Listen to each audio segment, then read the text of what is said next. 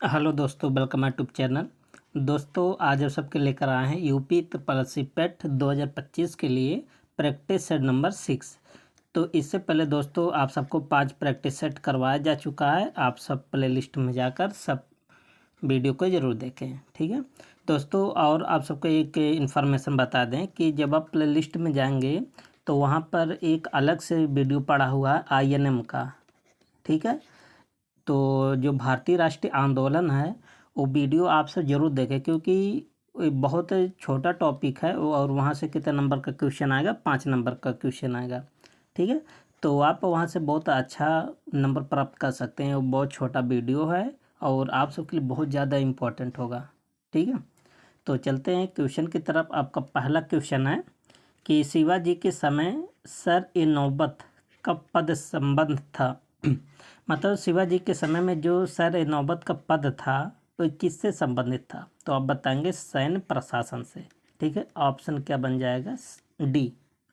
और आप सबको एक बात बता दें कि शिवाजी के राज्य में जो प्रशासन के लिए केंद्रीय स्तर पर किसका नियुक्त होता था? अष्टप्रधान का, ठीक है। तो शिवाजी ने अपने राज्य में अष्टप्रधान की व्यवस्था बनाए थे, ठीक है, जो शासन प्रशासन का काम देखते थे। क्वेश्चन नंबर 2 है, देखिए सुमेलित करना है इसको, ठीक है। तो यहाँ पर आप सबको बता दे रहे हैं, आप सब ऑप्शन को मिला लीजिएगा। तो निजामुद्दीन औलिया किससे संबंधित थे? अमीर खुसरो के आध्यात्मिक गुरु थे। तो पहला वाला किस पर जाएगा? सी पर। वाजिद अंसारी, इनका संबंध क्या था? रोशनिया सिलसिला के संस्थापक थे। कौन? वाजिद अंसारी। तो किस पर जाएगा? डी पर। शाह मोहम्मद गौस, इनका संबंध क्या था? तानसेन के आध्यात्मिक और संगीत गुरु थे। बहुत इंपॉर्टेंट है, तो किस पर जाएगा? ए पर। और नूरुद्दीन नूरानी, एक ही बच्चा है, कश्मीर में ऋषि सिलसिला की स्थापना किया था। तो किस पर जाएगा? बी पर। तो इसका आंसर हो जाएगा CDAB। तो देख लेते हैं CDAB कहाँ पर है। तो CDAB कहाँ पर है? CDAB। तो ऑप्शन क्या बन जाएगा? बी, ठीक है। नेक्स्ट क्वेश्चन की बात करें। अगला क्वेश्चन क्या है? Question number 3। कदम्ब राजाओं की राजधानी थी। तो कदम्ब राजाओं ने अपनी राजधानी किसको बनाया था? बनवासी को बनाया था। ऑप्शन क्या बन जाएगा? बी। और अगर आपसे पूछा है कि कदम्ब राजवंश की स्थापना कौन किया था, तो आप बताएंगे मयूर शर्मन ने किया था। कब? 345 ईसापुर में, ठीक है, 345 ईसापुर में, ठीक है।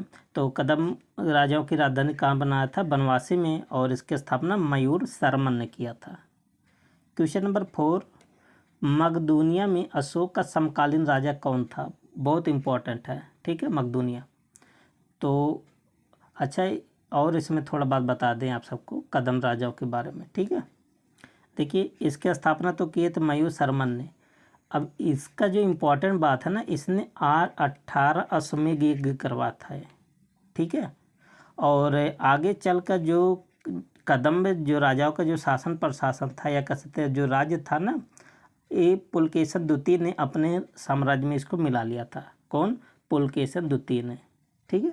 और इसने पूछा जाता है कि इसने कितना अश्वमेध यज्ञ करवाया था? 18। तो आप जानते हैं 18 पुराण भी है, ठीक है, ऐसे रिलेट कर सकते हैं। मकदूनिया में अशोक का समकालीन राजा कौन था? तो मकदूनिया की बात कर रहा है। तो मकदूनिया में एंटीगोन गोनटास, ये समकालीन था किसका? अशोक का। कहाँ पर? मकदूनिया में, ठीक है। ऑप्शन क्या बन जाएगा? बी। और इसके अतिरिक्त भी कई शासक थे, जैसे सीरिया का अंतियोक, ये भी किसका समकालीन था? अशोक का, ठीक है। और मिस्र का टालमी, ये भी अशोक का समकालीन था, ठीक है। और तीसरा मगसाइरीन का राजा, ये भी इसी का समकालीन था। और एपीरस का अलेक्जेंडर, ये भी किसका समकालीन था? अशोक का समकालीन था, ठीक है। तो इनका भी नाम आप सब याद कर लीजिए। क्वेश्चन नंबर 5 क्या है? निम्नलिखित में से मनुस्मृति का टीकाकार कौन था? तो मनुस्मृति, देखिए इंपॉर्टेंट बुक है, इससे क्वेश्चन बनता है। तो इसका जो टीकाकार था ना, मेघा तिथि था। ऑप्शन क्या बन जाएगा? डी। क्वेश्चन नंबर 6 कर के में मॉन्टेग्यू चेम्सफोर्ड प्रस्ताव किससे संबंधित है? तो किससे संबंधित है? संवैधानिक सुधार से। ठीक है, इसका भी ऑप्शन क्या बन जाएगा? 6 का डी। और आप सबको बता दें, एक था भारत शासन अधिनियम 1919। ठीक है, मोस्ट इम्पॉर्टेंट है। और इसी को क्या बोला जाता है? मॉन्टेग्यू चेम्सफोर्ड सुधार के नाम से जाना जाता है, भारत शासन अधिनियम 1919 को। और सबसे बड़ी बात है, पूछा जाता है, सब लोग तो याद कर लेते हैं कि मॉन्टेग्यू चेम्सफोर्ड सुधार का बात है 1919, लेकिन लागू कब किया गया था? 1921 में। ठीक है। क्वेश्चन नंबर 7 क्या? भारत छोड़ो आंदोलन के समय निम्नांकित में से किसने कांग्रेस रेडियो का प्रसारण किया था? तो इसमें कौन थी? उषा मेहता थी। इम्पॉर्टेंट है क्वेश्चन। ऑप्शन क्या बन जाएगा? सी। तो आप जानते हैं कि भारत छोड़ो आंदोलन कब प्रस्तावित हुआ था? 8 अगस्त 1942 को। ठीक है, और इस अगस्त में हुआ था, इसलिए इसको और एक नाम से जाना जाता है, अगस्त क्रांति। ठीक है, और उषा मेहता थी। और रेडियो प्रसारण में और किनका नाम जुड़ा है? डॉक्टर राम मनोहर लोहिया जी का। इनका भी संबंध रेडियो प्रसारण से था। ठीक है, तो इसमें वो नहीं है, तो इसलिए ऑप्शन क्या बन जाएगा? सी। क्वेश्चन नंबर 8 कह रहा कि किसके सुझाव पर भारतीयों को साइमन कमीशन से बाहर रखा गया? मोस्ट इम्पॉर्टेंट है। तो कौन सुझाव दिया था? लॉर्ड इरविन ने सुझाव दिया था। ठीक है, तो साइमन कमीशन की बात करें तो कब भारत आया था? 3 फरवरी 1928 को साइमन कमीशन भारत आया था। ठीक है, और इसको क्या बोला जाता है? व्हाइट मैन बोला जाता है। क्यों व्हाइट मैन बोला जाता है? क्योंकि इसमें सभी सदस्य क्या थे? अंग्रेज थे। ठीक है, नेक्स्ट क्वेश्चन, अगला क्वेश्चन क्या? क्वेश्चन नंबर 9 निम्नलिखित में से किसने प्रसिद्ध चटगांव शस्त्रागार धावे को आयोजित किया था? मोस्ट इम्पॉर्टेंट ये भी है। तो चटगांव शस्त्रागार से कौन संबंधित है? सूरसेन इसके मास्टरमाइंड माने जाते हैं। ठीक है, तो एक कांड कब हुआ था? ये पूछा जाता है एग्जाम में। तो 18 अप्रैल 1930 को, 18 अप्रैल 1930 को एक घटना हुआ था। ठीक है, और सूरसेन सविनय अवज्ञा आंदोलन से भी जुड़े थे। और इनको एक नाम से जाना जाता है, सूरसेन को किस नाम से जाना जाता है? मास्टर दा के नाम से भी जाना जाता है। ठीक है, और इसी घटना के चलते इनको फांसी हो गया था आगे चल के। ठीक है, लेकिन फांसी कब हुआ था? 12 जनवरी 1934 को इनको फांसी कब हुआ था? 12 जनवरी 1934 को फांसी हो गया था। ठीक है, क्योंकि यही इनके इस घटना में सूरसेन जी मास्टरमाइंड थे। ठीक है, और शस्त्रागार से आपसे से पूछा जाता है कौन महिला संबंधित है? तो एक थी कल्पना दत्त, एक थी प्रीतिलता वाडेकर। ये 2 महिलाएं भी इस घटना में सम्मिलित थी। नाम याद कर लीजिएगा, कल्पना दत्त और प्रीतिलता वाडेकर। ठीक है, क्वेश्चन नंबर 10 क्या है कि निम्नलिखित में से कौन सुमेलित नहीं है? ठीक है, आप सबको बताना।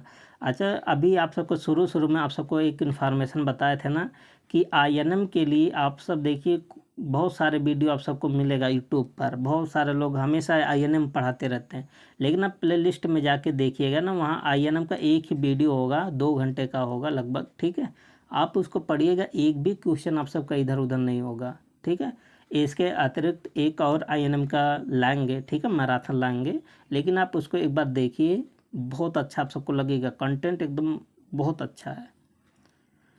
तो ये सब जब आप उसको पढ़ लेंगे ना, तो ये सब आप सबके ज़बान पर रटा होगा। तो इसमें कौन सा सुमेलित है, कौन सा सुमेलित नहीं है? 1892 का कांग्रेस अधिवेशन मुंबई, एक गलत है। ठीक है, क्योंकि 1892 का जो कांग्रेस का अधिवेशन हुआ था मुंबई में नहीं हुआ था। कहाँ हुआ था? इलाहाबाद में हुआ था। ठीक है, और इसके अध्यक्ष कौन थे? WC बनर्जी थे। ठीक है, और 1887 का अधिवेशन मद्रास में हुआ था। बिल्कुल बात सही है। इसके अध्यक्षता कौन किए थे? बदरुद्दीन तैयब जी किए थे। ठीक है, और 1888 का कांग्रेस अधिवेशन कहाँ हुआ था? इलाहाबाद में हुआ था।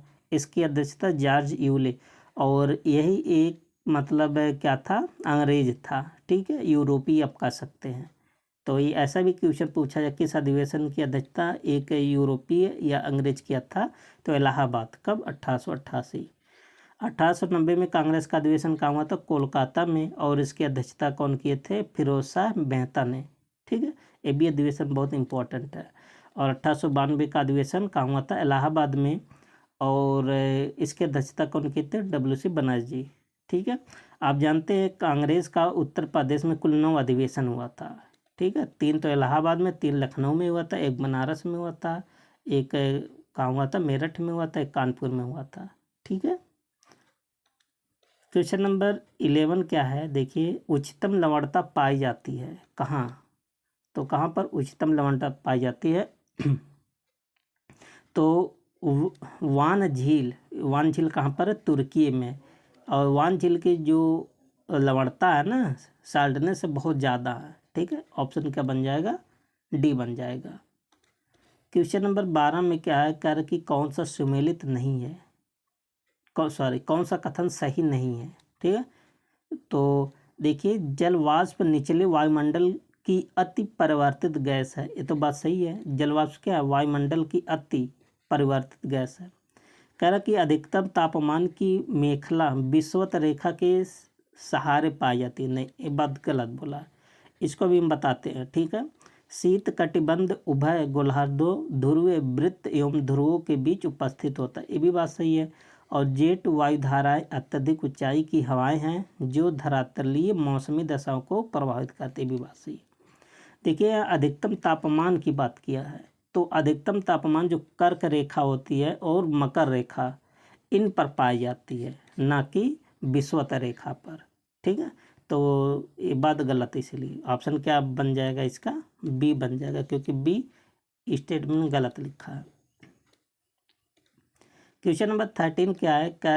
कह रहा है कि लवणीय जल में उगने वाले पौधे को क्या कहते हैं? तो इसको बोलते हैं हैलोफाइट्स। ये भी क्वेश्चन पेपर में पूछा गया है, हैलोफाइट्स। ठीक है, तो 13 का आंसर क्या बन जाएगा?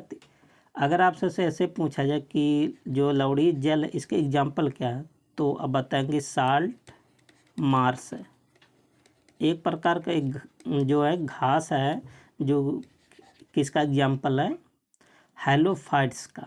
ठीक है, हैलोफाइट मतलब लवणीय जल, मतलब ऐसे जगह पौधे उगते हैं ना जिसके साल्ट में बहुत ज़्यादा होती है, जिससे खारापन ज़्यादा होता है। ठीक है, तो साल्ट मार्स किस प्रकार का घास है? हैलोफाइट्स। ठीक है, अगला क्वेश्चन नंबर 14 देखिए, मिलाने वाला है। ठीक है, तो एक तरफ दिया सोची फर्स्ट, एक तरफ दिया सोची सेकंड। तो दिल्ली, मुंबई, जोधपुर, शिलांग, एक तरफ दिया उसका मौसम से संबंधित घटना। ठीक है, तो दिल्ली में मानसून कैसा रहता है? अर्ध शुष्क रहता है, तो किस पर जाएगा? 2 पर। मुंबई में क्या होता है? उष्ण आर्द्र होता है।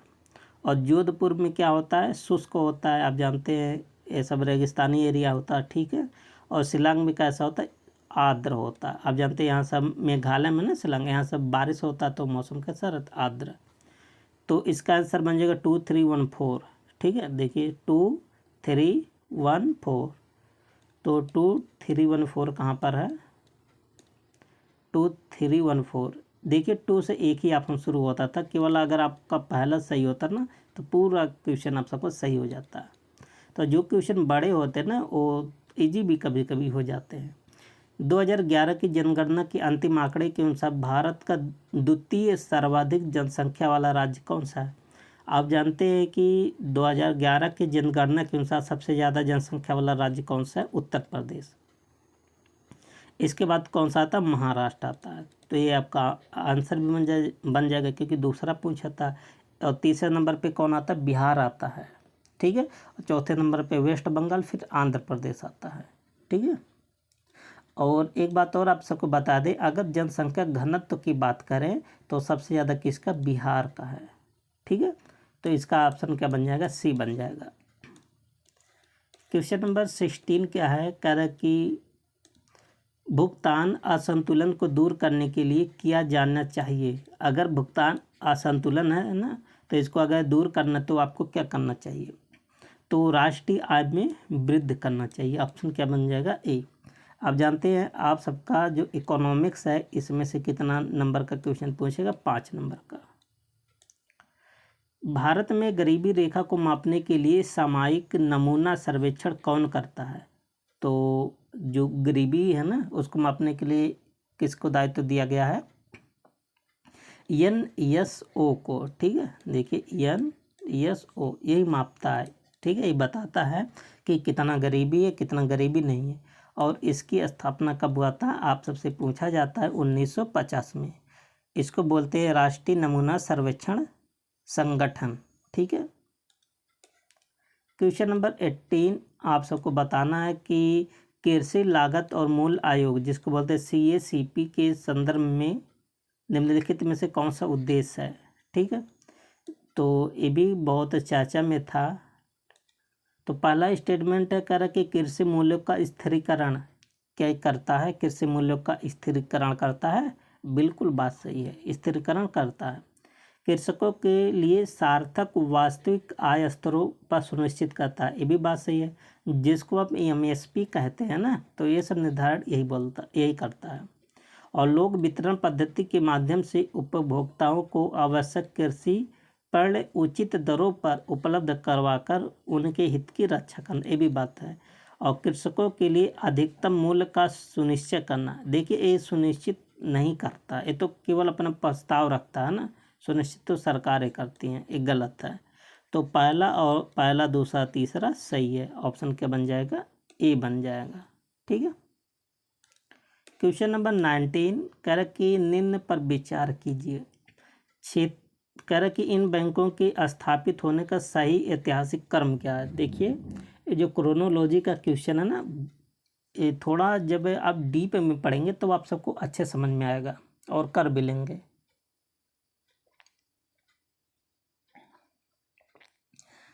और सबसे पहले आप सबको बता दें, नाबार्ड की स्थापना कब हुआ था, 1985 में, ये सबको याद होगा। ठीक है। और क्षेत्रीय ग्रामीण बैंक की स्थापना आप जानते हैं, इसकी स्थापना 1975 में हुआ था। और अग्रणी बैंक योजना एक कब आया था, 1969 में आया था। ठीक है। और भारतीय स्टेट बैंक एक कब आया था, 1955 में आया था। तो अब इसी के अनुसार आप देख सकते हैं 1985, 1975, 1969 और 1955। तो सबसे पहले कौन मिला होगी आप सब, सबसे पहले यहाँ पर देखिए 1955 में आया था SBI, तो 4 से शुरू होगा, तो 4 से पहले पर यहाँ भी 4 है, यहाँ पर भी 4 है, तो ये दोनों तो ऐसे ही कैंसिल हो गया। 4 के बाद किसका नंबर आएगा, 2 का नंबर आएगा, तो यही ऑप्शन कौन सा हो जाएगा, बी ऑप्शन। तो सबका सन आप सबको याद होना चाहिए। ठीक है। सतत आर्थिक विकास से अभिप्राय क्या है, SDG, यहाँ से क्वेश्चन बनता है। इसका जो अभिप्राय है ना, वर्तमान पीढ़ी के विकास के साथ साथ भविष्य का आर्थिक विकास, इसमें बताया गया है कि किस प्रकार से हम गरीबी हटाएंगे, भुखमरी हटाएंगे ना, और मेडिकल में कैसे डेवलपमेंट करेंगे, आगामी भविष्य की बात करता है, आने वाला जो जनरेशन होगा वो किस प्रकार से उसको देखा जाएगा। तो ऑप्शन क्या बन जाएगा, ए। और SDG कुल कितने हैं, 17 SDG है ना, याद कर लीजिए सब। पंचायत के सरपंच का चुनाव कैसे होता है, तो आप जानते हैं पंचायत का जो चुनाव, प्रधानी का चुनाव लड़ने के लिए आपकी एज कितनी साल होनी चाहिए, 21 साल होनी चाहिए। ठीक है। तो इसमें जो सरपंच होते हैं जिसको प्रधान बोलते हैं ना, आप सब देखे होंगे, आप सब वोट देते होंगे, डायरेक्ट प्रधान को ही वोट देते हैं। ठीक है। तो इसको बोलते प्रत्यक्ष। तो इसमें जनता जो है ना प्रत्यक्ष रूप से प्रधान को वोट देती है। क्वेश्चन नंबर 22 क्या है, कह रहे कि राष्ट्रपति को निम्नलिखित आधार पर महाभियोग की प्रक्रिया के द्वारा उसके पद से हटाया जा सकता है। देखिए एक ही रीजन है, अगर राष्ट्रपति संविधान का अतिक्रमण करे या उल्लंघन करे तो उनको महाभियोग के माध्यम से हटाया जा सकता है। ठीक है। तो अभी आप सब देख रहे हैं कि जो आपके उपराष्ट्रपति हैं जगदीप धनखड़ जी, तो वो स्वतः ही अपने पद से त्यागपत्र दे दिया ना। तो यहाँ से क्वेश्चन भी आएगा, आर्टिकल आप सब पढ़ लीजिएगा। ठीक है, कि किस पद पर नियुक्त होते हैं, किस पद से, किस आर्टिकल से हटाए जाते हैं। भारत में प्रजातंत्र इस तथ्य पर आधारित है कि जनता को सरकारों को चुनने तथा बदलने का अधिकार प्राप्त है, इसलिए तो प्रजातंत्र बोलते हैं। जो भारत में क्या होता है ना, शक्ति जनता के हाथ में है। ठीक है। तो ऑप्शन क्या बन जाएगा सी। ये सब देखिए लॉजिकल क्वेश्चन है, आप सब अपने दिमाग से खुद कर सकते हैं, कोई रटने वाली चीज़ इसमें नहीं है। नेक्स्ट क्वेश्चन नंबर 24 देखिए क्या है। निम्नलिखित मौलिक अधिकारों में से कौन सा केवल, यहाँ देखिए केवल लिखा है, भारतीय नागरिकों को ही प्राप्त है। देखिए कुछ मौलिक अधिकार है जो विदेशियों को भी दिया गया है ना, लेकिन कुछ ऐसे मौलिक अधिकार है जो केवल भारतीयों को ही दिया गया है। तो कौन सा मौलिक अधिकार है कि अवसर की समानता, ऑप्शन क्या बन जाएगा सी। ये केवल किसको प्राप्त है, भारतीयों को प्राप्त है, ना कि विदेशियों को। ठीक है, और यहाँ से आपसे क्वेश्चन पूछा जाता है और आप सबको बता दें कुछ आर्टिकल इम्पोर्टेंट। जैसे देखिए एक आर्टिकल आप सबको मिलता है आर्टिकल 15, ठीक है, संविधान के अनुच्छेद आर्टिकल कौन सा 15। इसमें क्या बोला गया है कि किसी भी व्यक्ति को वंश, जात, लिंग के आधार पर किसी भी प्रकार का भेदभाव नहीं किया जा सकता। ये बात किस में कहा गया है, आर्टिकल 15 में। और जो ये आपका आर्टिकल 16 है यही बात कर रहा है, आर्टिकल 16 की। इसमें बोला गया है कि लोक नियोजन में समान अवसर, जैसे सरकारी नौकरी होता है ना, इसमें जो आरक्षण मिलता है, ये सब इसी में बोला गया है 16 में। और एक इम्पॉर्टेंट आर्टिकल है 19, इसमें आप जानते हैं प्रेस की स्वतंत्रता की इसमें बात किया गया है। विचार शांतिपूर्व सम्मेलन की आज़ादी इसमें दी गई है, संघ बनाने की स्वतंत्रता भी दिया गया। ये सब किस में है, 19 में। एक आर्टिकल और मिलता, आप सबसे पूछा जाता आर्टिकल 29। इसमें क्या है कि अल्पसंख्यकों को शिक्षा संस्कृत संबंधी अधिकार दिया गया है, ठीक है।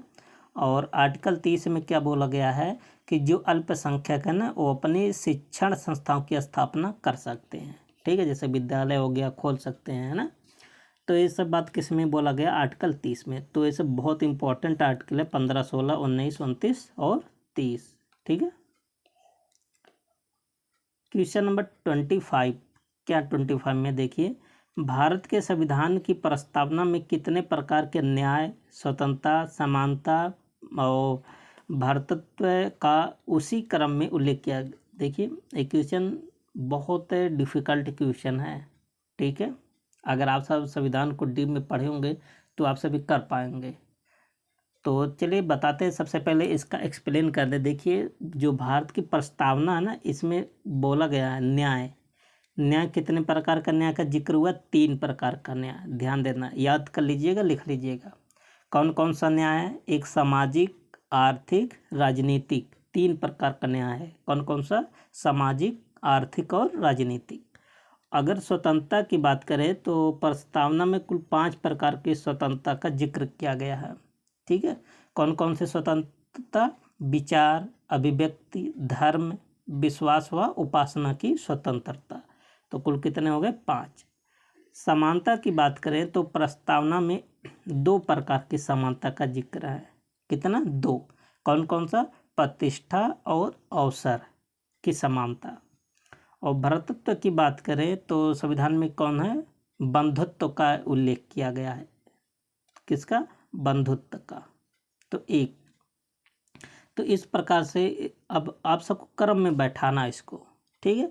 तो सबसे पहले कौन सा आएगा, देखिए सबसे पहले 3, 5, 2, 1। तो 3, 5, 2, 1 ऑप्शन क्या बन जाएगा, 1, ठीक है। आगे क्या है, क्वेश्चन नंबर 26, निम्नलिखित में से कौन सा वायु प्रदूषण का एक जैव सूचक है। तो जो जैव सूचक होता है ना, लाइकेन होता है। वायु प्रदूषण की बहुत इंपॉर्टेंट होता है लाइकेन, ठीक है। क्यों इंपॉर्टेंट होता है, क्योंकि SO2 की मात्रा से ना ये लाइकेन मर जाते हैं, तो पता चल जाता है कि वायु प्रदूषित है, ठीक है। ऑप्शन क्या बन जाएगा, बी। क्वेश्चन नंबर 27 कह रहा है कि लार निम्नलिखित में से किसके पाचन में सहयोग करती है। तो लार के माध्यम से किसका पाचन होता है, स्टार्च का पाचन होता है, ठीक है। और आप जानते हैं कि लार में 2 प्रकार के एंजाइम पाए जाते हैं, ठीक है। कितने प्रकार के, 2। एक होता है टाइलिन और दूसरा होता है लाइसोजाइम, ठीक है। तो टाइलिन का काम क्या होता है, स्टार्च का पाचन करने में ये ज़्यादा भूमिका निभाता है। तो ऑप्शन क्या बन जाएगा इसका, ऑप्शन ए। क्वेश्चन नंबर 28, पृथ्वी की आयु का मापन निम्न में से किस विधि द्वारा किया जाता है? तो आप जानते हैं पृथ्वी हो, जैसे कभी कभी ये होता है ना, जैसे खुदाई के समय बहुत प्राचीन काल से वस्तुएं मिलती हैं, तो उनका एज का निर्धारण किया जाता है ना, किसके माध्यम से? कार्बन डेटिंग के माध्यम से और यूरेनियम विधि के माध्यम से। ये सब विधियां हैं, ठीक है। तो लेकिन पृथ्वी की आयु का अगर निर्धारण किया जाता है ना, तो किसका प्रयोग किया जाता है? यूरेनियम विधि का प्रयोग किया जाता है। Option D. कार्बन डेटिंग का प्रयोग कब किया? जैसे कोई वस्तु मिल गया, जैसे खुदाई के समय ना कोई वस्तु निकला ज़मीन से और वो कितना वर्ष का पुराना है, एक इसके माध्यम से निर्धारण होगा, कार्बन डेटिंग। तो पृथ्वी की आयु किसके माध्यम से ज्ञात किया जाता है? यूरेनियम विधि से। Option D. क्वेश्चन नंबर 29, निम्नलिखित में से किसके निर्माण में फिनाल का उपयोग किया जाता है? तो इसका आंसर होगा बेकेलाइट। तो बेकेलाइट के निर्माण के लिए किसका प्रयोग होता है? फिनाल का। आप जानते हैं जो आप सबके घरों में जो बोर्ड लगा है, जो लाइट वाला स्विच लगा है ना, जो बटन लगा, बटन आप सब दबाते हो, फैन ऑन हो जाता है, बल्ब ऑन हो जाता है ना, ये सब बेकेलाइट का बना होता है, ध्यान दीजिएगा। प्लास्टिक कभी कभी चेयर होता है और ये सब होता है ना, इसी का बेकेलाइट का बनता है। और इसमें क्या यूज होता है? फिनाल। आकाश नीला दिखाई देता है, क्यों नीला दिखाई देता है? ये तो सभी लोग जानते हैं, प्रकाश के प्रकीर्णन के कारण आकाश कैसा दिखाई देता है? नीला दिखाई देता है, ठीक है। अगला क्वेश्चन है कि दो अंकों की संख्या तथा अंकों के स्थान आपस में बदलने पर बनी नई संख्या का अंतर 45 है, तो दोनों संख्या के बीच का अंतर ज्ञात करो। देखिए इस टाइप का क्वेश्चन आप सबको प्रैक्टिस नंबर 5 में बताए थे, ठीक है, लेकिन यहाँ अंकों का अंतर पूछ लिया गया है, ठीक है। तो चलिए बताते हैं। देखिए आप मान लीजिए एक संख्या हमारा कितना है? दहाई वाला कितना? दहाई वाला संख्या मान लेते हैं x, और इकाई वाला संख्या मान लेते हैं कौन सा? y, ठीक है। तो इकाई के स्थान पर y रहेगा और दहाई के स्थान पर क्या रहेगा? x। तो संख्या हमारा क्या बन जाएगा? तो संख्या बन जाएगा 10x प्लस y। देखिए इकाई पर है और 10 क्या रिप्रेजेंट कर रहा है कि x किस पर है? दहाई पर। ये हमारा संख्या है, ठीक है। अब अकॉर्डिंग टू क्वेश्चन देखिए कह रहा है कि उसका स्थान आपस में बदलने का मतलब जो इकाई वाला दहाई पर चला जाए और दहाई वाला किस पर आ जाए? इकाई पर आ जाए, ठीक है। तब क्या बन जाएगा? अगर आप स्थान बदलेंगे तो 10y प्लस x, यही तो होगा। देखिए y यहाँ पर इकाई पर था, यहाँ पर दहाई पर आ गया, x दहाई पर था, यहाँ इकाई पर आ गया, यही बात बोला गया। अब कह रहा कि इन दोनों का अंतर, तो अंतर निकाल लीजिए। तो 10x plus Y minus 10y plus x, दोनों का अंतर कितना दिएगा? 45। ब्रैकेट ओपन करेंगे तो क्या मिलेगा? 10x plus Y minus 10y minus x बराबर 45, ठीक है। अब देखिए 10x में से एक x घटाएंगे, कितना आएगा? 9x, ठीक है। और 10y में से एक y घटाएंगे, कितना आएगा? 9y बराबर 45। तो 9 यहाँ से कामन करेंगे, कामन करके 45 में भाग करेंगे, कितने बार जाएगा? 5 बार। तो देखिए x माइनस वाई क्या निकल कर आएगा? 5।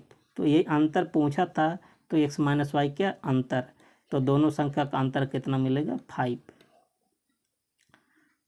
क्वेश्चन नंबर 32 कह रहा है कि विलयन में पानी की 320 ग्राम मात्रा में सामान्य नमक की 33 ग्राम है उसकी मात्रा, ठीक है। तो द्रव्यमान प्रतिशत द्वारा द्रव्यमान के संदर्भ में विलयन की सांद्रता ज्ञात कीजिए। देखिए एक क्वेश्चन शायद पहला दूसरा प्रैक्टिस में ऐसे मिला था, ठीक है। तो विलयन की सांद्रता कैसे निकालेंगे? जो मात्रा होती है ना उसको आप ऊपर लिख दें, तो 33, ठीक है। अब 33 से और 320 से, 33 और 320 कितना हो गया? 353, ठीक है। 353 और प्रतिशत के लिए 100% से गुणा करेंगे। तो इसका जब आप सॉल्यूशन करेंगे तो 100 से गुणा करेंगे आएगा कितना? 3300। 3300 में 353 से भाग करेंगे, लगभग आएगा कितना? 9.348। तो इसका आंसर लगभग कितना मिल जाएगा? इसको अप्रॉक्सीमेट में लिख सकते हैं 9.35। तो ऑप्शन कौन सा बन जाएगा? बी, ठीक है। और क्वेश्चन नंबर 33। देखिए इसका स्क्वायर रूट लेना, स्क्वायर रूट लेना तो सबसे पहले आप अंडर रूट लगाएंगे, ठीक है। 3 × 38 प्लस 3 × 39, ठीक है। अब देखिए दोनों में मिनिमम यहाँ 38 है, यहाँ 39, तो 3 × 38 कॉमन कर लीजिए, ठीक है। इसके स्थान पर बचेगा 1 और इसके स्थान पर 3 × 1, 3 × 1 का मतलब क्या मिला 3 स्क्वायर रूट। तो देखिए 3 और 1 कितना होगा 4, और 3 × 38 का वर्गमूल लेंगे, आधा बन जाएगा। 38 का आधा कितना होता है 19, और यहाँ 3 + 1 4, 4 का वर्गमूल 2, 2 × 3 × 19, 2 × 3 × 19, ऑप्शन क्या बन जाएगा सी, ठीक है। क्वेश्चन नंबर देखिए 34 क्या है। तो कह रहा है कि एक व्यक्ति का फरवरी तथा मार्च महीने में 10,000 रुपये बढ़ गया। अच्छा देखिए ये जो क्वेश्चन 34 ना, सेम क्वेश्चन किस में हुआ, प्रैक्टिस नंबर 4 में हुआ, ठीक है। तो आप वहाँ से इसको कवर कर सकते हैं। और क्वेश्चन नंबर 35 क्या है, देखिए ए इन्फिनाइट तक है, इसका हमें सम निकालना। देखिए प्लस लगा, तो सबसे पहले इसका 2 फैक्टर करेंगे, ऐसी संख्या का जो दोनों का अंतर 1 होना चाहिए। जैसे 6 है ना, तो 6 का फैक्टर करेंगे 3 × 2, इसके बीच का अंतर कितना होना चाहिए 1, 1 है। अगर यहाँ प्लस रहेगा तो आपका एक बड़ा वाला संख्या रहेगा, ठीक है। अगर मान लेते हैं माइनस होता तो हमारा कौन सा होता है, छोटा वाला संख्या होता, ठीक है। तो यहाँ तो प्लस है, तो प्लस रहेगा तो 3 तो आंसर बनेगा, तो इसका आंसर आएगा कितना 3, लेकिन इसका माइनस में ही आंसर आएगा। तो प्लस वाला बड़ा वाला आंसर होगा, छोटा वाला क्या होगा माइनस वाला आंसर। तो इसका आंसर क्या बनेगा 3, प्लस में 3 और माइनस में 2, बड़ा वाला प्लस में छोटा वाला माइनस में। तो ऑप्शन क्या ले लेंगे डी ऑप्शन, ठीक है। ट्रिक से यूज करेंगे लग जाएगा, बट डिटेल में भी लगता है, एक समान के लगाएंगे, ठीक है। पृथ्वी रासो किस कवि की रचना है, 36 का आंसर आपको बताना है। तो एक किसकी रचना है, चंद्रबरदाई जी का। यहाँ से क्वेश्चन पूछा जाता है, आप सबको हम बता दें, ठीक है। जैसे ग्रंथ है, एक है खुमान रासो, ठीक है। कौन सा खुमान रासो, इसकी रचना कौन किए थे, दलपति विजय जी, ठीक है। एक था बीसल देव रासो, बीसल देव रासो की रचना कौन किए थे, नरपति नाल। तो नरपति नाल किसकी रचना किए हैं, बीसल देव की। परमाल रासो की रचना कौन किए हैं, जगनिक महोदय जी, ठीक है। और विजय पाल रासो की रचना कौन किए थे, नाल सिंह। और हमीर रासो की रचना कौन किए थे, सारंगधर। ये सब जो पुस्तक के है आप सब 1-2 बार सुनिए, लिख लीजिए वीडियो को स्टॉप करके, ठीक है, क्योंकि यहाँ से क्वेश्चन पूछा जाता है। क्वेश्चन नंबर 37 कह रहा कि लोहा मानना मुहावरे का अर्थ क्या है। तो लोहा मानने का मतलब होता है श्रेष्ठता स्वीकार करना, ऑप्शन क्या बन जाएगा सी। यहाँ लिखा बुद्धिमान होना, इसका मतलब क्या होता है, अक्ल का पुतला होना, ठीक है। एक है पराजय स्वीकार करना, इसका मतलब क्या होता है, पराजय स्वीकार करना, इसका मतलब होता है कि घुटने टेकना, कहते हैं ना घुटने टेकना मतलब पराजय स्वीकार, हार मानना, ठीक है। लेकिन इसका आंसर क्या बन जाएगा सी। अगला क्वेश्चन क्या है, क्वेश्चन नंबर 38, निम्नलिखित प्रश्न में 4 विकल्पों में से उस विकल्प का चयन करें जो सही संधि विच्छेद वाला विकल्प है। तो यहाँ लिखा धर्मात्मा, तो धर्मात्मा का जो सही संधि विच्छेद होगा क्या होगा, धर्म प्लस आत्मा, ऑप्शन क्या बन जाएगा बी। अच्छा इसमें संधि कौन सा है, दीर्घ स्वर संधि है, ठीक है। क्वेश्चन नंबर 39 क्या है, देखिए कह रहा कि आप निसंकोच चले जाओ, इस वाक्य की त्रुटि सुधारने के लिए निम्न में से सही वाक्य छांटे। तो इसमें कौन सा वाक्य गलत है, ठीक है, कि आप निसंकोच चले जाए। तो इसका जो करेक्ट ऑप्शन होगा ना कि आप निसंकोच चले जाइए होगा, ठीक है, चले जाओ नहीं होगा, चले जाइए। तो ऑप्शन क्या बन जाएगा सी। क्वेश्चन नंबर 40 क्या है, देखिए कह रहा कि आंखों के सामने घटित घटना पर विश्वास तो करना ही पड़ेगा, वाक्य के रेखांकित अंश के लिए एक शब्द बताएं। तो ये जो यहाँ तक अंडरलाइन किया गया ना कि आंखों के सामने घटित घटना पर विश्वास तो करना पड़ेगा, मतलब यहाँ तक अंडरलाइन है, तो क्या चीज़ है। तो 40 का जो आंसर हो जाएगा, इस प्रत्यक्ष, इसको क्या बोलेंगे, प्रत्यक्ष। ऑप्शन हो जाएगा ए। दोस्तों अब आप जानते हैं कि आपके सिलेबस में 5 नंबर का इंग्लिश आएगा, ठीक है। तो 5 नंबर का आएगा, इसका मतलब इंग्लिश का क्वेश्चन आपका कितना होगा, 5। उसमें से एक पैसेज होगा और पैसेज से भी क्वेश्चन पूछा जाएगा, कुछ ग्रामर का पोर्शन का। आप सबको कल वाले वीडियो में बताए थे, आप सब 2-3 टॉपिक पढ़ लीजिए, केवल आर्टिकल पढ़ लीजिए, डायरेक्ट इनडायरेक्ट और एक्टिव पैसिव, बस इतने टॉपिक से लगभग आप सबका 4-5 क्वेश्चन सही हो जाएगा, ठीक है। तो सबसे पहले आप सब क्या कीजिएगा कि इस पैसेज का क्वेश्चन आप सब पढ़िएगा, हम आप सबको दिखा दे रहे हैं पैसेज, ठीक है। सबसे पहले क्वेश्चन पढ़ा जाता है, उसके बाद पैसेज पढ़ा जाता है। क्यों ऐसा होता है, क्योंकि जब आप पहले क्वेश्चन पढ़ के पैसेज पढ़ेंगे तो आप सबको क्वेश्चन दिमाग में रहेगा और तुरंत क्वेश्चन आप सबको मिल भी जाएगा, ठीक है। देखिए क्वेश्चन नंबर 41 क्या है, कह रहा कि which cricketers is the writer comparing to fantastic science fiction code fiddles warriors transported by combat into a state of batting jaws. तो इसका आंसर आप पैसेज पढ़ेंगे ना तो क्या निकल कर आ जाएगा, विराट कोहली, ठीक है। ऑप्शन क्या बन जाएगा, सी। क्वेश्चन नंबर 42 क्या है कि fill in the blank with the correct preposition. देखिए एक इसका पार्ट है, ग्रामर का पार्ट है। Are you sorry, what you have done, ठीक है। तो यहाँ पर क्या कौन सा प्रीपोजिशन भरा जाएगा, आप सबको पहले भी बता दें, आर्टिकल पढ़ लीजिए, direct indirect active passive, 3 topic पढ़ लीजिए, 4-5 नंबर आ जाएगा, 4 नंबर कम से कम तो आएगा ही, ठीक है। तो यहाँ पर क्या रहेगा, तो 42 का आंसर बन जाएगा फॉर, ठीक है। कह कि 43 में यू ओबे योर पेरेंट्स, ये तो सबका सही होना चाहिए, तो 43 का क्या आंसर हो जाएगा, यू और to obey your parents. Option क्या बन जाएगा इसका, बी बन जाएगा, 43 का बी। और 44 क्या है कि the doctor said to me, देखिए डायरेक्ट इनडायरेक्ट से है कि do not swim in cold water. Doctor ने क्या कहा उससे कि जो कोल्ड वाटर में ना तैरिए, ठीक है। तो in the reported speech the एबो सेंटेंस विल बी, कह रहा कि रिपोर्टेड स्पीच का जो सेंटेंस दिया, क्या दिया गया कि डॉक्टर एडवाइस मी, तो इसका क्या बनेगा 44 का कि not to swim in cold water. Option क्या बन जाएगा 44 का सी ऑप्शन। एक क्वेश्चन और होगा, ठीक है, इंग्लिश का, क्योंकि 5 नंबर का था, 5 क्वेश्चन। डायरेक्शन क्या दिया है कि out of the 4 alternative suggested select one which best express the same sentence in active and passive voice, ठीक है। तो कह रहे कि Rita writes a letter to him every day, तो इसका क्या बन जाएगा कि a letter is written to him by Rita every day. यह आसान एक्टिव वॉइस पैसिव वॉइस का क्वेश्चन है, ठीक है। अगला क्वेश्चन क्या, क्वेश्चन नंबर 46। देखिए अब इसके बाद 5 क्वेश्चन आपका किसमें का मिलेगा, रीजनिंग का।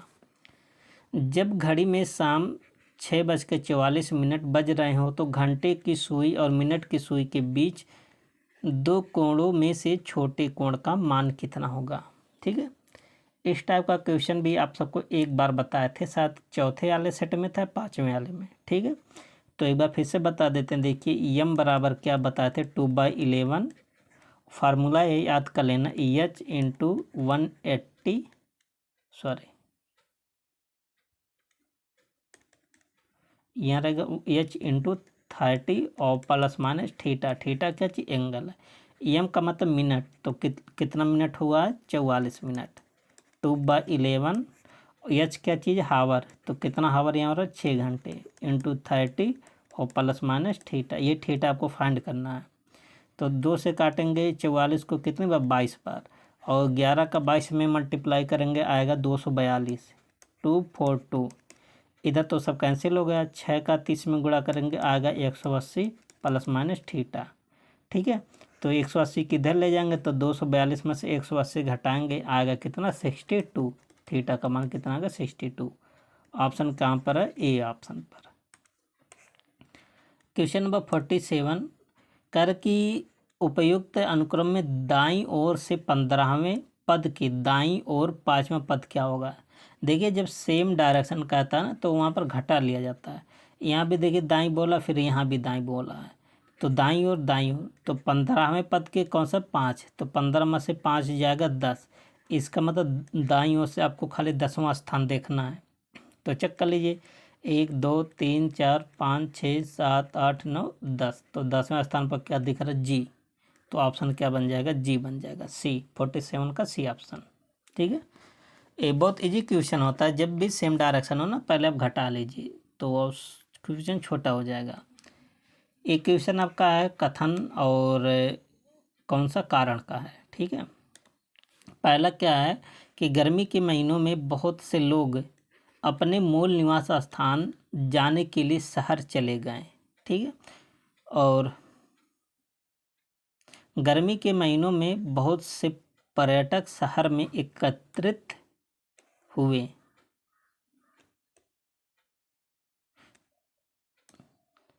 तो देखिए इसमें क्या बताना है, एक तरफ दिए कथन कारण बताना और उसका परिणाम बताना रिजल्ट। तो देखिए कह रहा कि गर्मी के महीनों में बहुत से लोग अपने मूल निवास स्थान जाने के लिए शहर चले गए। ठीक है, ये जैसे बात है, ये क्या चीज़ है, ये रीजन है, कारण है ना, ये चले गए कोई ना कोई कारण रहा होगा। गर्मी के महीनों में बहुत से पर्यटक शहर में एकत्रित हुए, ये भी किसी कारण होगा। तो देखिए ए भी रीजन दोनों रीजन है, लेकिन दोनों देखिए अलग अलग बात का रीजन है। ठीक है, तो ऑप्शन क्या बन जाएगा, सॉरी रीजन नहीं, रीजन का रिजल्ट है। देखिए एक मिनट, गर्मी के महीने में बहुत सारे लोग मूल निवास स्थान के मतलब मूल निवास स्थान जाने के लिए शहर चले गए, तो कोई ना कोई रीजन रहा होगा तभी तो चले गए। तो क्या चीज़ है, रिजल्ट है।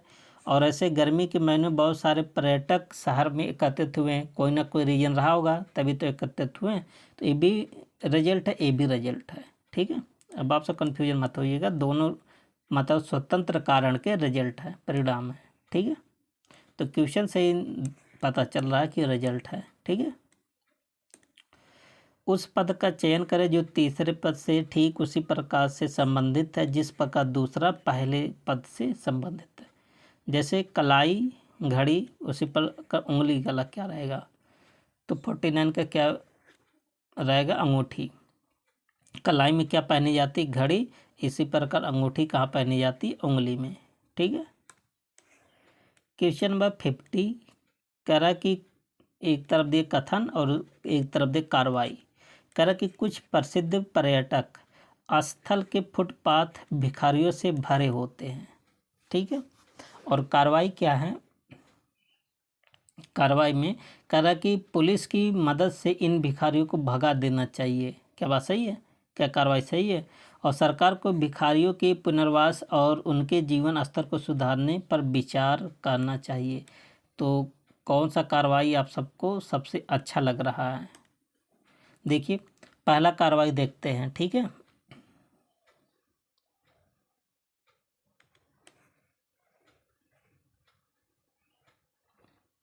पहला कार्रवाई देखिए, पुलिस की मदद से इन भिखारियों को भगा देना चाहिए। क्या कार्रवाई सही दिख रहा है। और सरकार को भिखारियों के पुनर्वास, और दूसरा तो आप सबको एकदम पता चला कि दूसरा मजबूत है। ठीक है, लेकिन पहला भी देखिए क्या कह रहा कि पुलिस की मदद से इन भिखारियों को भगा देना चाहिए, ये भी बात सही है। तो दोनों बात क्या सही है, तो पहला आपका सही हो जाएगा। और क्वेश्चन नंबर 51 क्या है, कह रहा कि भारत का पहला राष्ट्रीय खेल विश्वविद्यालय किस राज्य में स्थापित हुआ, तो कहाँ पर स्थापित हुआ था, मणिपुर में। ठीक है, और विश्व वानिकी दिवस कब मनाया जाता है, तो 21 मार्च को। और भी देख लेते हैं, 8 मार्च को क्या मनाया जाता है, अंतर्राष्ट्रीय महिला दिवस। और 5 जून को क्या मनाया जाता है, विश्व पर्यावरण दिवस। ठीक है, ग्लोबल फुटप्रिंट नेटवर्क की स्थापना किस वर्ष हुए थे, ये याद कर लीजिए, पूछा भी जाता है। तो इसकी स्थापना कब हुआ था, 2003 में। भद्रा वन्य जीव अभ्यारण्य किस राज्य में है, तो भद्रा वन्य जीव अभ्यारण्य किस राज्य में है, ऑप्शन सी कर्नाटक राज्य में है। दोस्तों यहाँ पर आप सबको कुछ वन्य जीव अभ्यारण्य बता देते हैं, ठीक है। आप सब ध्यान से सुनिए और यहाँ से क्वेश्चन बनता है। हजारीबाग वन्य जीव अभ्यारण्य कहाँ पर है? झारखंड में, ठीक है। और गिर राष्ट्रीय उद्यान कहाँ है? गुजरात में है। जिम कार्बेट नेशनल पार्क कहाँ पर है? उत्तराखंड में, ठीक है। और दुधवा नेशनल पार्क कहाँ? उत्तर प्रदेश के लखीमपुर खीरी जिले में। सिमलीपाल वन्य जीव अभ्यारण्य कहाँ है? उड़ीसा में। और मुदुमलाई वन्य जीव अभ्यारण्य कहाँ है? तमिलनाडु में। बांदीपुर वन्य जीव अभ्यारण्य कहाँ है? कर्नाटक में, ठीक है। और पाखल वन्य जीव अभ्यारण्य कहाँ है? आंध्र प्रदेश। मानस नेशनल पार्क कहाँ है? असम में, ये कई बार पूछा गया है। और काजीरंगा भी पूछा गया है, ये भी कहाँ पर है? असम में। घाना पंछी विहार कहाँ है? राजस्थान में। और रणथंभौर नेशनल पार्क कहाँ है? ये भी है राजस्थान में। ये सब क्वेश्चन कई बार रिपीट हुए हैं, इसलिए इम्पोर्टेंट है। अंतर्राष्ट्रीय न्यायालय का मुख्यालय कहाँ पर है? द हेग में। ऑप्शन क्या बन जाएगा? सी। इसकी स्थापना कब हुआ था? 3 अप्रैल 1946 को। कब? 3 अप्रैल 1946।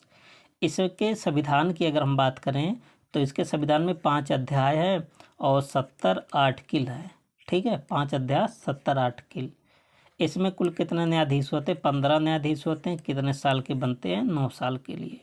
किसी भी देश के एक साथ 2 न्यायाधीश नहीं हो सकते हैं, ठीक है। तो इसका मतलब मतलब एक देश से केवल एक ही न्यायाधीश बन सकता है। क्वेश्चन नंबर 56 कह रहा है कि अबू धाबी की राजधानी क्या है? यूनाइटेड अरब अमीरात। ऑप्शन क्या बन जाएगा? ए बन जाएगा, ठीक है। और नीदरलैंड की राजधानी का नाम क्या है? एम्बस्टर्डम है, ठीक है। और इटली की राजधानी क्या है? रोम। और दक्षिण कोरिया की राजधानी क्या है? सियोल, ठीक है। आपके सिलेबस में है, याद कर लीजिए, क्योंकि पड़ोसी देश के बारे में पूछा जाएगा। उत्तर प्रदेश में कुल कितने लोकसभा संसदीय क्षेत्र हैं? तो आप बताएंगे 80। तो लोकसभा का गठन कब हुआ था? 17 अप्रैल 1952 को लोकसभा का गठन हुआ। और राज्यसभा कितना उत्तर प्रदेश में? 31 सीट। क्वेश्चन नंबर 58 कह रहा है कि पंचमहल किस में स्थित है? तो पंचमहल कहाँ पर स्थित है? फतेहपुर सीकरी। और फतेहपुर सीकरी की स्थापना कौन किया था? अकबर ने। और यहीं पर मरियम महल भी है, ठीक है। पंचमहल मरियम महल कहाँ पर है? फतेहपुर सीकरी में। क्वेश्चन नंबर 59 कह रहा है कि मई 2022 में प्रधानमंत्री नरेंद्र मोदी ने कहाँ भारत अंतर्राष्ट्रीय बौद्ध संस्कृति और विरासत केंद्र का शिलान्यास किया था? तो ये सब स्टैटिक एक आप सबका जीके की तरफ बन सकता है, ठीक है। तो कहाँ पर किए थे? नेपाल में किए थे। मई 2022 में फोर्ब्स द्वारा जानकारी दुनिया के 10 शीर्ष भुगतान पाने वाले एथलीटों की सूची में प्रथम स्थान किसने प्राप्त किया? तो 60 का आंसर क्या बन जाएगा? बी, लियोनेल मेसी, ठीक है।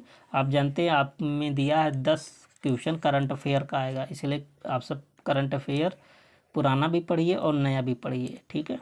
पुराना ज़्यादा पूछ रहा है। खेल मंत्री अनुराग ठाकुर ने किस शहर में एशियाई युवा और जूनियर भारोत्तोलन चैंपियन 2023 का उद्घाटन किया?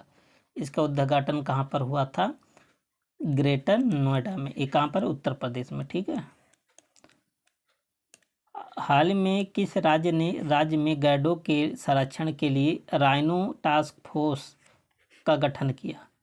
तो आप जानते हैं एक सींग वाला गैंडा कहाँ प्रसिद्ध है? असम में। लेकिन राइनो टास्क फोर्स का गठन कौन किया? असम नहीं किया। देखिए असम भी है, आपसे कंफ्यूज हो जाएगा, बिहार ने किया, ठीक है। हाल ही में किसे रेलवे सुरक्षा बल आरपीएफ का महानिदेशक नियुक्त किया गया है? तो ठीक है, तो इसका आप सब करंट में आप सब देख लीजिए कि किसको नियुक्त किया गया, ठीक है।